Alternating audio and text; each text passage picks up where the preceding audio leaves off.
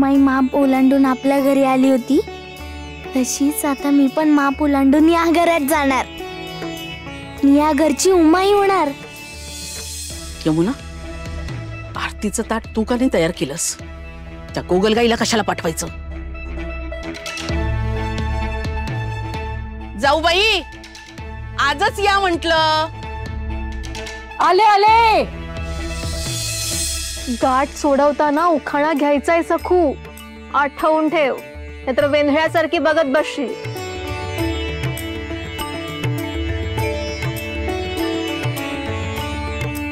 घ्या. सुनबाई, तुम्ही आता या घरच्या ना लक्ष्मी आहात, तर हसतमुख राहायचं. आता ना हे माप आहे, त्याला असं उजव्या पायाच्या अंगठ्यानी ढकलायचं आणि माप ओलांडून उजव्या पायानेच आत यायचं. थांबाल का जरा?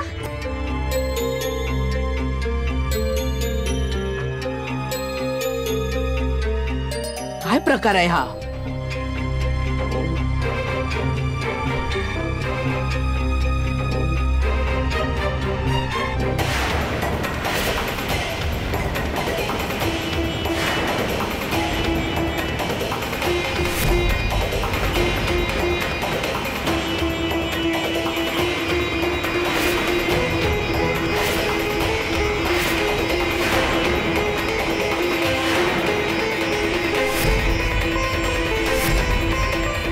माझा विठुराया,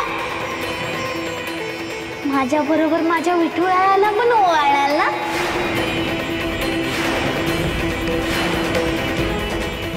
जीवा भावाचा सखा आहे तो माझा. माझ्या बरोबर माझा विठुराया पण या नवीन घरात येणार ना?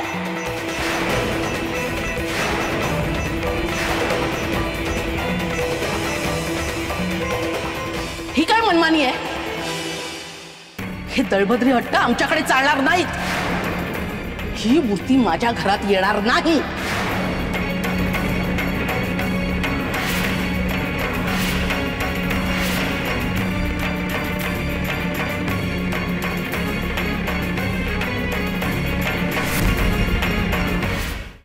आई, मूर्ती नाहीये, विठुराया हा. आई म्हणायचं नाही मला. सासूबाई म्हण. सासूबाई. पण उमाई म्हणाली होती की सासू म्हणजे आपली दुसरी आई. सासूबाई, हो असं नका न करू. मी माझ्या विठुरायाशिवाय नाही राहू शकत. मी कशी येऊ विठुरायाशिवाय? त्याला पण सोबत येऊ द्या ना.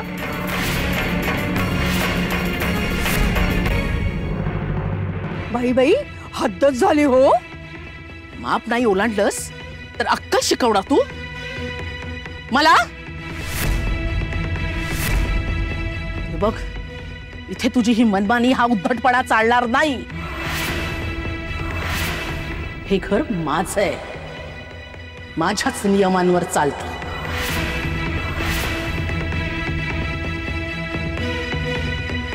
तेव्हा ही मूर्ती या घरात येणार नाही.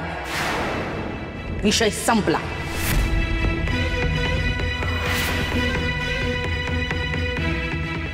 अहो, तुम्ही तरी सांगा ना हो त्यांना जरा. नाही, या घरात माझ्या आईचा हुकूम चालतो आणि तुलाही तो ऐकावा लागेल. सखू,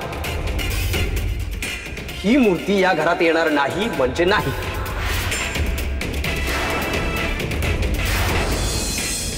पण सासूबाई, आप्पा तर म्हणाले होते की तुम्ही सगळे विठ्ठल बघतात,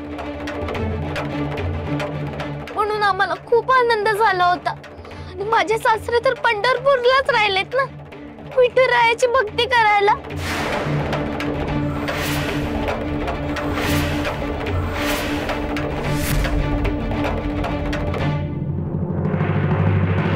मग त्यांचा विषय कुठून आला आणि का आला? आणि आता तू मला उलट विचारणार? मग ऐकच, माझ्या घरात तुझ्या या विठ्याला जागा नाही.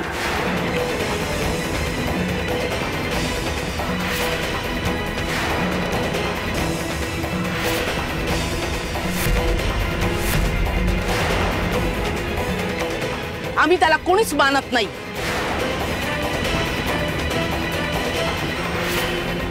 तुमच्या घरचं तुमच्या घरी. हे घर माझ्याच नियमांवर चालतं. दिगू, सांग तुझ्या बायकोला. सखू, आमच्या घरात पहिला आणि शेवटचा शब्द आईचा, आणि तुलाही तो पाळावा लागेल. सांगते तसं कर, उगीच वाद घालू नकोस. वाद नाही घालत हो मी विनंती करते. तुम्ही माझ्या विठ्ठल राहायचं काहीच नका करू. मी करते सगळं. मी त्याला एका छोट्याशा कोपऱ्यात ठेवीन. तुम्हाला काही त्रास होऊ देणार नाही. बस.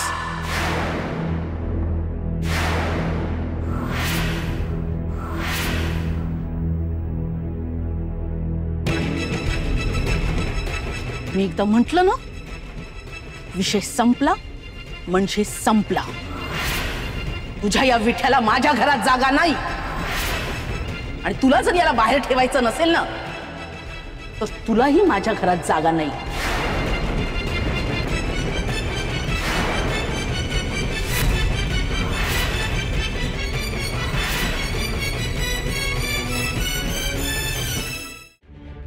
पण मी माझ्या विठुरायाशिवाय कशी आहात? माझा प्राण आहे तो.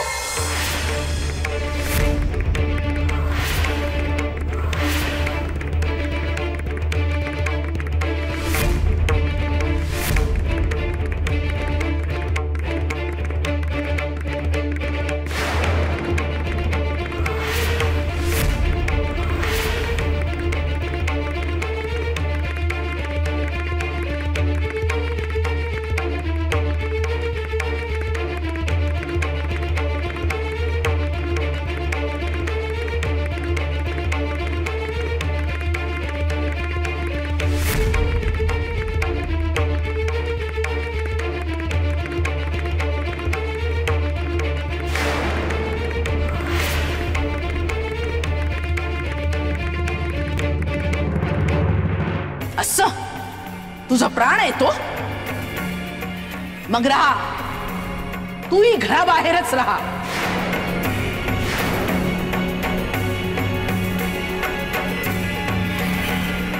यमुने, या मस्तवाल मुलीला तिथे पार अंगणात उभी कर. राहू दे बाहेरच उभी. तिच्या या विठ्याला कवटाळूत. जा घेऊन जा तिला. विनू,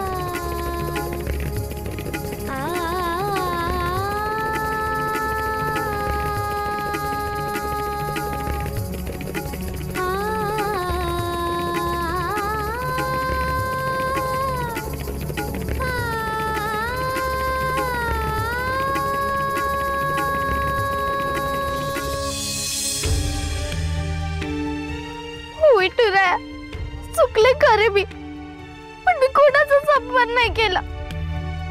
विठुराया, मी उमायाने आपणचं घर सोडून आले आणि नवीन घर मला तुझ्यासोबत आतच घेत नाहीयेत. मी तुझ्याशिवाय गृहप्रवेश कसा करू? सांग ना विठुराया.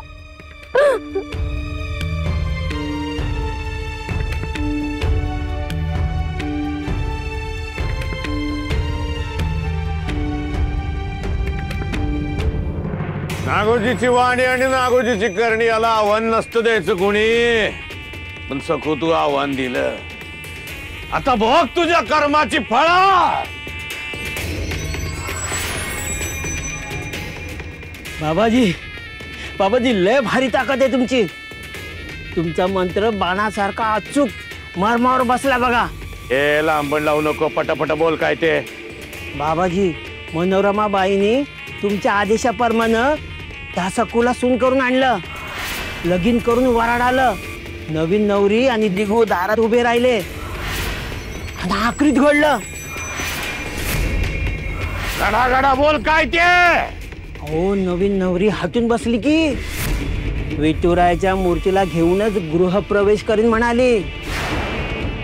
आपल्या बाईचं मागे हटतात काय. नव्या नवरीचा लय उद्धार केला. सखू हातापाय पडली, लय रडली. बाईने नाही म्हणजे नाही ओलांडून तिला उंबरटा बाहेरच उभं ठेवलं तिला. नवरा आत आणि नवरी विठुरायाच्या मूर्तीला धरून कवटावून ढासा ढासा रडू लागली अंगणात. सखू झाली बर का, आता तुझ्या वनवासाला सुरुवात झाली. आता पुढं पुढं बघ काय होतंय ते. मायनी गावातून हाकललं होतच नाही का आम्हाला तू. आता त्या अपमानाचा सूड कसा घेतो मी बघत राहतो. बघच पावला पावलाला तुला कसा त्रास होतोय बघच तू. आता आताची कुठं सुरुवात आहे ग.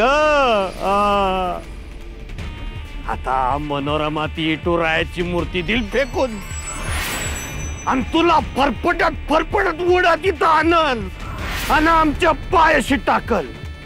सरपटत नाक घासत शरण येणारा सकू तो आम्हाला. जय जिंगरोबा, जय जिंगरोबा, जय जिंगरोबा, जय जिंगरोबा.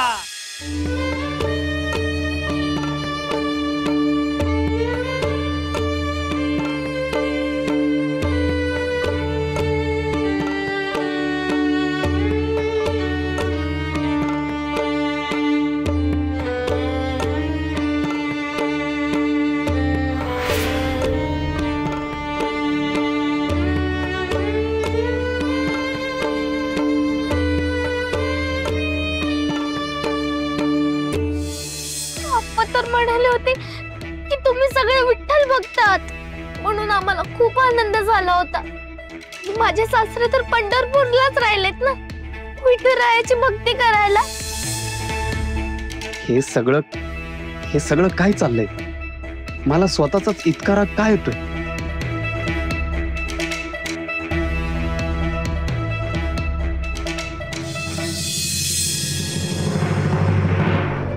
दिगू किती गोड आणि गोंडस आहे नाही, पण अंगात किती आडमुठेपणा भरलाय ना.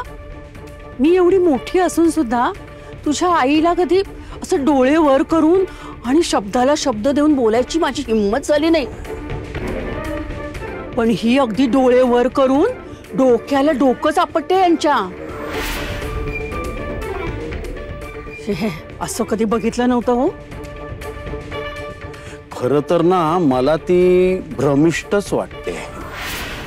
म्हणजे एवढं तिच्या अंगाशी आलंय तरी त्या विठ्ठल मूर्तीला कवटाळून बसलीये. अहो बघा ना, तिच्या डोळ्यात कसली भीती नाही की काळजी नाही. हो, कसलीच पर्वा नाही हो या मुलीला.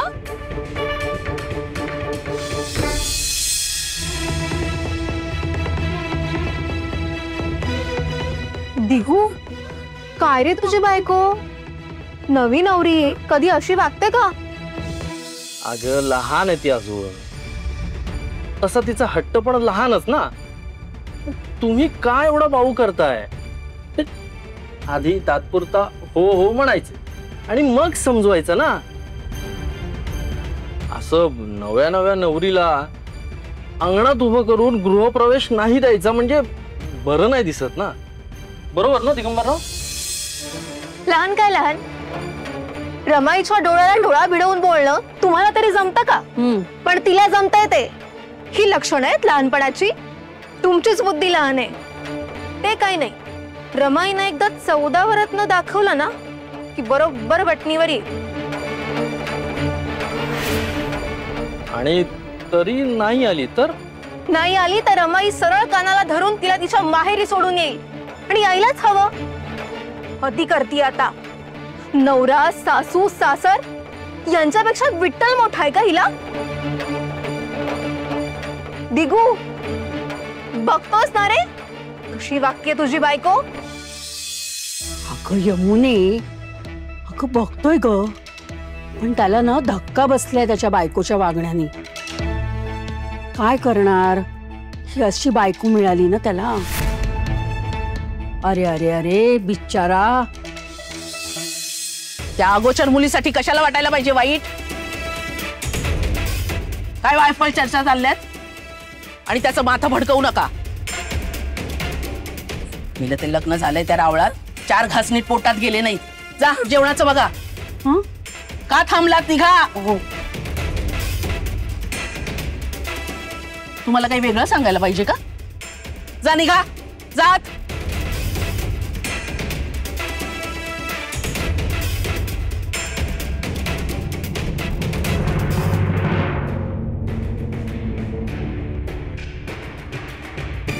दिगू, सखू जे काही वागली ते पटतंय का तुला?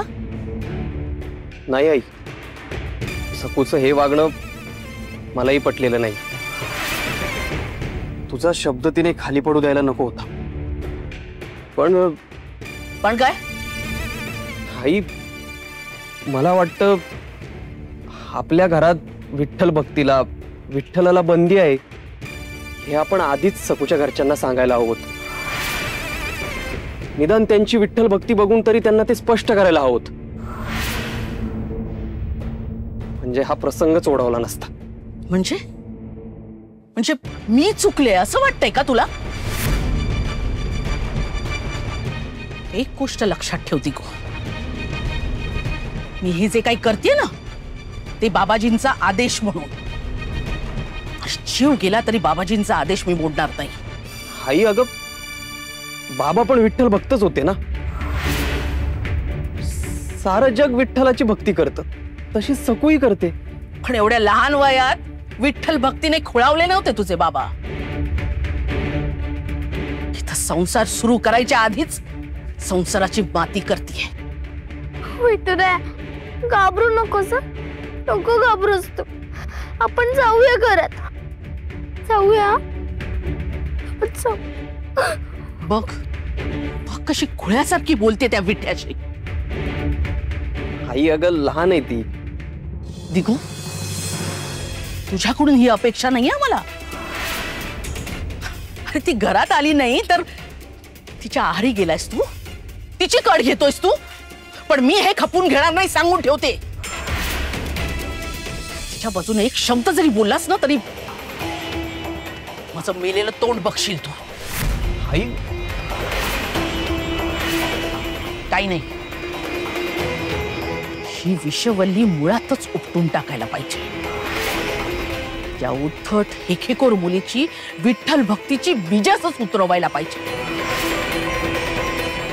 बघूया किती रग आहे या सखूत. काही दयामाया दाखवायची नाही हिला. राहू दे हिला घराबाहेरच उभी. मस्ती जिरली, पोटात कावळे कोकल्याला लागले ना ती नाक घासत शरण येईल ती. राहू दे बाहेरच उभी. जा तू कपडे बदलून ये जा.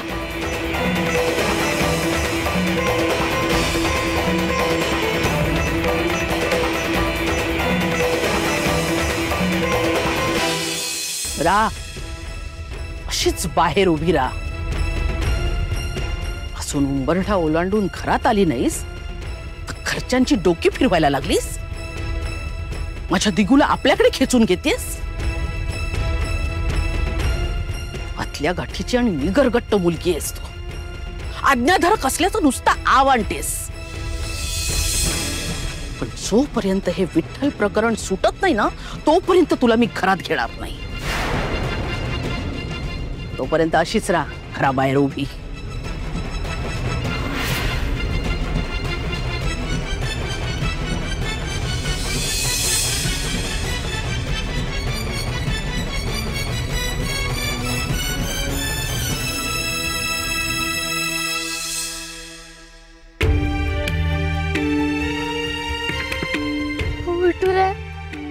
घाबरू नकोस हा?